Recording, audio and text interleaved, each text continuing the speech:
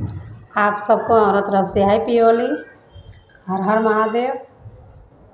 तो दोस्तों, आज हम बहुत सुंदर प्यारा सा एगो भोले बाबा के होली गीत सुनाए जात बनी। आप लोग जरूर सुनी जा और अच्छा लगे कमेंट में बताए जा। कि शिव बानी पगड़िया खेले होली, शिव बानी पगड़िया खेले होली, शिव बाने पगड़िया खेले होली, शिव बानी पगड़िया खेले होली, शिव बानी पगड़िया खेले होली, शिव बाने पगड़िया खेले होली। पहिला होली कैलाश पर होला, पहिला होली कैलाश पर होला, कैलाश पर होला, कैलाश पर होला। शिव गौरा के गजब जोड़ी, शिव गौरा के गजब जोड़ी, शिव बानी पगड़िया खेले होली, शिव बानी पगड़िया खेले होली, शिव बानी पगड़िया खेले होली, शिव बानी पगड़िया खेले होली। दूसरा होली हो देवलोक में होला, दूसरा होली हो देवलोक में होला, देवलोक में होला, हो देवलोक में होला। दूसरा होली हो देवलोक में होला।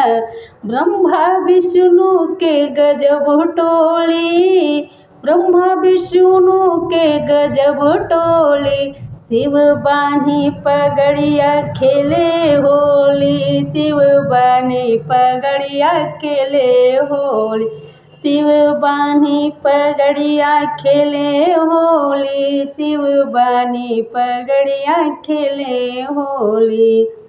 तीसरा होली अवधपुर में होला, तीसरा होली अवधपुर में होला, अवधपुर में होला, अवधपुर में होला।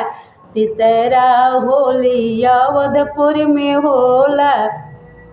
राम सिया के गजब जोड़ी, राम सिया के गजब जोड़ी, शिव बानी पगड़िया खेले होली, शिव बानी पगड़िया खेले होली, शिव बानी पगड़िया खेले होली, शिव बानी पगड़िया खेले होली, शिव बानी पगड़िया खेले होली, शिव बानी पगड़िया खेले होली।